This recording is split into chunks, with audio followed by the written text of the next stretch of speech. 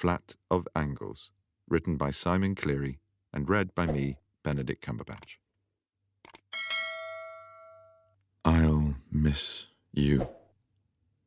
I'll miss our walks, trying to pretend we are in perfect step. Out of step now, sick on the floor. Out of the room, fenced in, trapped. I can still hear the school children play outside at their usual 10:30. It always used to annoy me as I was trying to sleep, but it doesn't now. It seems all right. A replacement. A continuation. Their sound jangles round the room. It sounds so different from where I've been. A party. Alone. Packed in with others, but never feeling so alone. People dance too close. She was there. I had only gone because I hoped she would be. I had arrived early as the streetlights were coming on, so I took a long walk round the block, taking a few extra lefts and rights. Past the chicken cottage and the cost cutter. Then along a crescent that arced me out of my way past a group of figures huddled under the entrance to the flats, shielding the flicking lighter from the wind. This area is little more than a traffic island, a triangle around which cars and coaches stream into town up the bleak gold Kent or out into Kent and the coasts. The same faces trudge around there for years. Spare some change, please, much as possible. Do you want to buy some weed? Do you have a spare cigarette? He always wants one. And that one about the weed was not a question. There is a Samaritan's office between two severely dilapidated buildings on a black brick terrace. It has a thermometer painted on a 10-foot wooden board nailed to the outside. There is red paint up to the £0 mark, and an ambitious 10 feet higher is written £200,000. Never got any warmer there. The man begging in the corner makes me take a huge detour when going towards my flat. He looks up with a pitiful stare that makes me want to kick the misery out of him. His dip-it wee cup and unwanted coffee, a child's sleeping bag, JJB Sports, a crack, a release, his poor exhaust. He was lost. The Broadway. The town hall, such a grand building, all nautical reminiscences here far from water. It would be quite a sight if you could get far back enough from it to take a look, but my back is up against the black panelling of the gay sauna opposite. A coach thunders by, and I run past the video shop that I owe £5 to. Me and him go way back. I may be becoming one of those people you see in New Cross. I have a book peeping out of one pocket. I at least want to look vaguely intellectual. If someone I know, or worse, someone who knows me, walks by, I throw down the finished can into the pile between two walls outside my flat. Look, there's the hardware store. It has a large cutout of a radiant man and woman in overalls, the woman handing the man a tin of paint up his ladder, beaming. It has faded in the sun. I bought creosote from there once. What a night! Pure mental! It was messy, it was out of hand, it was out of space. I rapped on that track once at Bagley's, remember it? Skibbity handed me the mic. I got up and I shouted, I'm gonna send him to outer space to find another race. Absolutely fantastic those days. The pills these days are not the same. They don't work. No love. I was chatting to this bloke in the kitchen. He said something, I can't remember what, but I had to push him over. Crashed his ass on the coffee table. Ash tinnies and CDs everywhere. Spilled the lines too, the fat bastard. I can't get you out of my head. Your loving is all I think about. No, I can't get you out of my head. Something is all I think about. I can't get this loop out of my head. No, I think I'll have to... I need to sit down. can't stop my leg jiggling. It wants to be somewhere else. I need to get out of here. I can hear sirens. Can you hear them? Then again, they're always there, the background of day-to-day life here. And when music's playing and they come on, they sometimes sync up. The New Cross remix, I call it. I used to call it. This isn't how it advertised itself. It was fun. It was technicolor. The music made me feel liquid. I melted into the company and was chief among them. I was in the kitchen, pouring pint. Is there any more drink round here? Do you have any? It's all right, I haven't been to bed yet. I'm not drinking in the morning. Swear I had a couple of... No, I think I had them before I headed out last night. I sometimes feel like I'm in the 1980s. Or perhaps it is a part of my mind formed watching EastEnders with my family, lying back on the green velour sofa, looking out at the sodium lights of the A505, hands fiddling with the clasps on the tarnished aluminium of the secondary double glazing, thinking, imagining romantic futures set out for me by songs from Top of the Pops, twisted by lyrics of Genesis and Starry, Starry Nights. Paint your palette blue and grey, red and gold. Our royal colours, yeah, industrial estate. Instead, Anyway, like I say, it was great. I was waiting in the corridor to go to the toilet, standing right in front of the door. It opened and this girl was standing there. I was a little shocked, hadn't expected it, and jumped. A little. She did the same thing a second later, smiling. I tilted my head to the left, about to speak, and looked sympathetic. And she tilted her head right. I raised my right hand. She raised her left. I put it back down by my side, straightened my head. And she did the same. I'll be your mirror, she said. Nothing else existed for a second there. I felt calm and wanted no more. Then some chump who'd slunk up the corridor goes, "Oh, that is so cute!" I barged past her and slammed the door, shot the lock across, and the handle fell off. This can't actually have happened. She's only 28. Only... What are we doing with our lives? Why are we carrying on like this? For God's sakes, why don't we grow up? Pretending we are hip, throwing our bodies round the room, round the town, projected on cheap MDMA and ciders with ice. Our shadows are long. They slip over the horizon, grow thinner and disappear only as the all-encompassing shadow of night takes over. That is greater than any of us. Then morning comes, and it goes away. It peels the film from eyes, sparks cells into action, and eventually resurrects those who have avoided it. It says, "Here is a day. Do with it as you will." I am back. But she...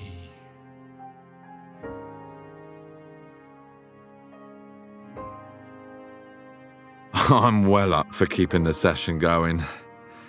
Why did I even come back here? God knows. I'll give her a call, see what she's up to. We could swing down the Talbot for a few cures. It's ringing. Oh no, what happened? Hey, where did you get to last night? Fancy a Bloody Mary at the Talbot? Give us a call when you get this. No. She wouldn't move. I think I lied next to her. I lied. We had that methyl whatever when I got out of the toilet. She'd given that bloke the heave-ho. I can't even remember her face. Just a strange flock texture on the wallpaper behind her in the corridor, the magnolia paintwork, the sick yellow light from a bare bulb, and decades of greasy black hand marks by the top of the stairs. Her eyes were black.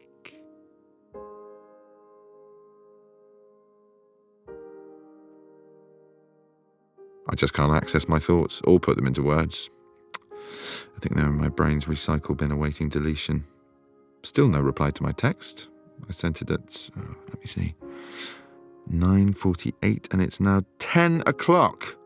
She hasn't texted me in response to my imploring, longing, yearning message full of wine-sodden grief Thus, morning! !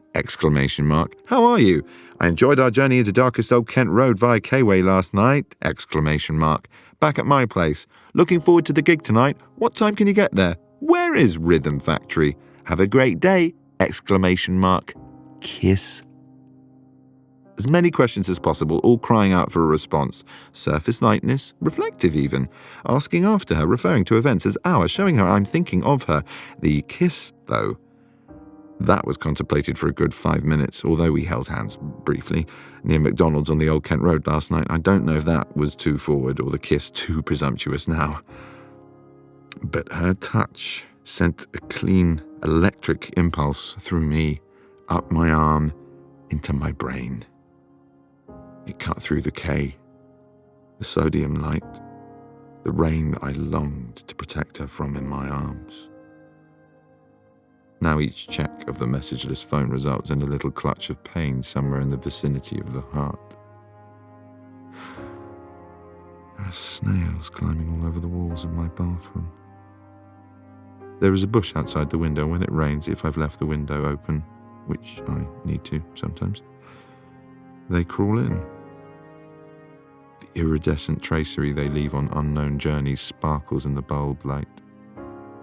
I take a Tesco bag glove and gather them, bundle them out of the window.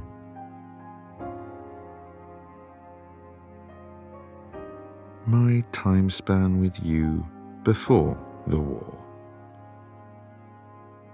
She said she was going to Spain, hoped it wouldn't rain, heard it wouldn't rain. I wanted to go too. She said she was a solo traveller. It was her rule. She goes on journeys alone, with plenty to read. I recommend some books so that perhaps a thought of me would go with her. Perhaps I am the only thought she had, or more probably she never thought of me as I did of her. I wanted to say these things, but there was always a wall around me. I could never tell people how much they meant to me. I could tell others how much I hated some people, but I could never even tell a friend I appreciated their company until I'd had 10 cans. Then it would descend into a stereotypical drunken, "You're my best mate, you are." So, we opened that bottle of absinthe and sat on the couch. I knocked a copy of The Face onto the floor and cleaned away a few cans with my boots. We turned to face each other there, and my knee touched hers. I looked at our knees together, hers at the top of the black leather boots hidden in grey woolen tights with little bobbles on them. Her knee moved imperceptibly away, but I felt it. I looked up to her face as she said, "Drink a shot with me and look me in the eye as you do." We did. I didn't feel the effect of the alcohol, but her eyes gave me a warm glow. I was swallowed by them, as she swallowed the green liquid. I couldn't get enough. We did it again, and again. Rinse, then repeat, as needed. Well, we were at Fabric for a drum and bass night, and we were about to bowl at about 4, just getting our coats, when we heard Tim getting in some sort of trouble with the cloakroom attendant. He'd lost his ticket.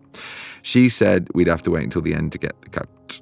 So we had to sit outside by the meat market in the freezing cold. At least we had our coats. Until 8, when it was finally over. Tim's was the only coat hanging alone in the middle of this deserted hangar. Then Tim puts his hand in his jeans pocket and pulls out this sweat-ravaged raffle ticket saying, "I had it all along."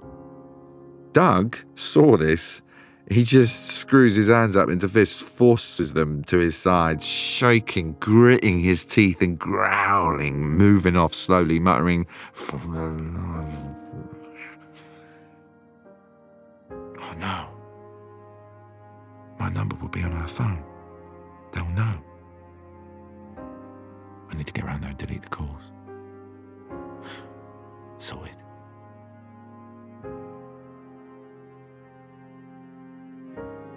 Out of the strong came forth sweetness. It says that on the tins of Lyle's golden syrup. Have you ever noticed that? It has a picture of a lion dead, surrounded by bees buzzing around and feasting on the lion's innards. It's from a biblical story. Someone was going somewhere, saw the lion dead in the sunshine, and carried on. On his way back, the bees had started to form a hive within the lion and were creating honey. Hence, out of the strong, I have enough here to join her, to join the lion. I can't walk around the block once more again. I've been doing that for years, and I have never escaped. I don't even know why I'm doing it. I'm going nowhere. Like those snails, except out of the window. The streets are full of mercenary eyes, veins full of evil serum. 90 degrees from window, right down to its gables.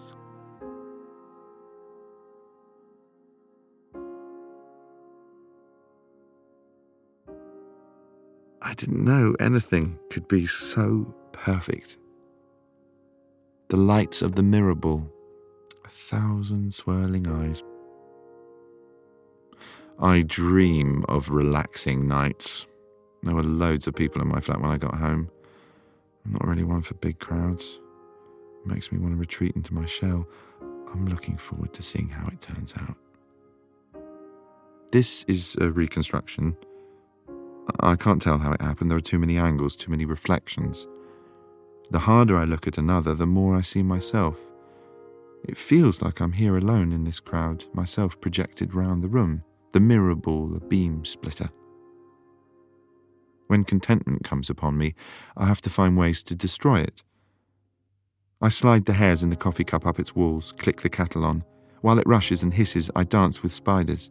One of those spindly ones, all legs and angles, made up of lines, is feasting on its prey caught up in a mesh. The kettle clicks off. My skin creeps and my head hurts. I need to suffer more. I was feeling too comfortable for a second there, I guess. He was there to save me, alone in a freezing wooden-floored flat which I couldn't heat. He sent me this mirror ball, ordered on the internet. He came later.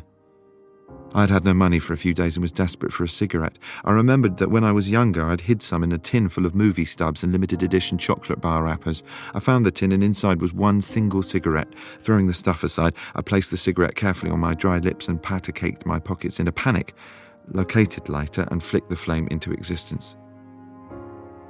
I drew deeply, tobacco and paper crackling. My alveoli filled, my blood vessels roared, my scalp tingled and stomach turned. The hairs on my arms stood up, and so did I. Lunging headfirst for the window flung open in one motion, drinking down the black, cool air as my mind shrieked, "I can't feel my arms!" Now I'm here. I've always been a happy person. I work hard and try not to let people down. If they would not be there, there would be no one to let down. Things have to be a certain way. There is a beauty in order. I've cleaned this flat today before leaving for work. There, I cleaned the storeroom, arranged items in the window, smiled that the customers chose appropriate music, wrapped gifts, gave change, smiled at the staff, told them stories of my past, smoked a cigarette by the bins, ordered sage-coloured vases from the Parlane catalogue, lay down on the four-poster bed with no mattress, glanced out of the window, cleaned the windows, warmed some soup, dusted the lamps, waited for the sun to set, counted, listened, locked. And then it was time to walk home. This is not my town, but then again, where is? These are not my people, but is anyone really? He is here again, windmilling round the rooms, knocking ashtrays over, bellowing to be heard, desperation in his eyes. I know how he feels, but he does something about it. He gets out of his face, waits for a gap in the conversation and jabbers his philosophy without solicitation. Our eyes meet across the room and I feel a little like the spider. I gather the spent cans in a blue plastic off-licence bag and smile as I stoop. How has your week been? Well, work was quite good, sold the chimenea at last and looking forward to tonight.